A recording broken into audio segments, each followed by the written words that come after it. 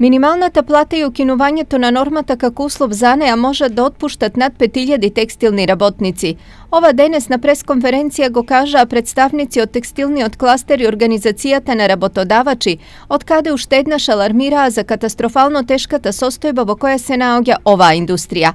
Текстилците се пожалија и дека по воведувањето на минималната плата практично станале социјални предпријатија, доведени се во ситуација да земаат кредит за да обезбедат плати, за кои оди дури 80% од вкупниот приход. Над 5000 луѓе кои може да останат без работа.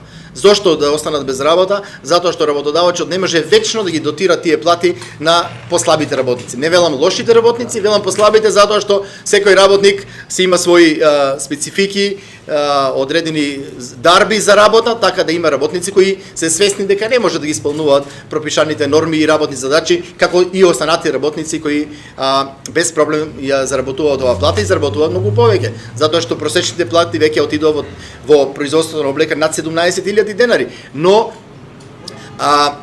ваквото дотирање може да трае само до одреден период. Во исто време, кластерот побара ретно враќање на нормата како услов за минимална плата, зашто вака компаниите станувале непродуктивни. Во која држава производството нема нормиран учинок?